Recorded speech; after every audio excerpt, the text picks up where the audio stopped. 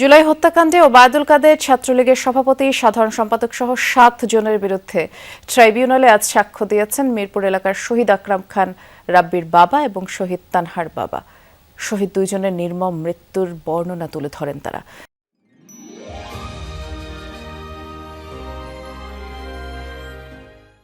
আন্তর্জাতিক অপরাধ ট্রাইব্যুনাল ২ এর বিচারিক প্যানেলে এই সাক্ষ্য গ্রহণ অনুষ্ঠিত হয়।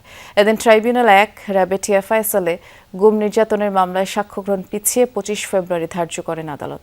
এছাড়া গাজীপুরে গুম করে হত্যা মামলার সাক্ষ্য গ্রহণ ২ মার্চ ধার্য করা হয়। এদিন জুলাই হত্যার বিচার নিয়ে চিফ প্রসিকিউটর বলেন, আন্তর্জাতিক অপরাধ ট্রাইব্যুনালের বিচার চলমান থাকবে। বিএনপি সরকার থেকে গ্রিন সিগন্যাল পেয়েছেন তারা। এদিকে জুলাই আন্দোলনের মামলার অগ্রগতি সম্পর্কে জানতে ট্রাইব্যুনালে প্রসিকিউশনের সাথে সৌজন্য সাক্ষাৎ করতে আসেন সংসদ সদস্য আক্তার হোসেন। বিচারের জায়গা বিচারের মতো চলমান থাকবে। সরকার আমাদেরকে সুনির্দিষ্টভাবে কিছু না বললেও আমাদেরকে ইঙ্গিত দিয়েছেন চলমান রাখার ব্যাপারে। যতক্ষণ পর্যন্ত আমরা দায়িত্বে আছি, আমরা স্বাভাবিক গতিতেই সমস্ত কর্মকাণ্ড চলমান রাখব এবং এটাই ন্যায় বিচারের দাবি। আমরা এখানে থাকি কি না থাকি সেটা বড় কথা না, বিচার তো চলমান থাকবে অবশ্যই। সরকার সে ব্যাপারে পজিটিভ সিগন্যাল দিয়েছেন বলেই আমরা মনে করছি।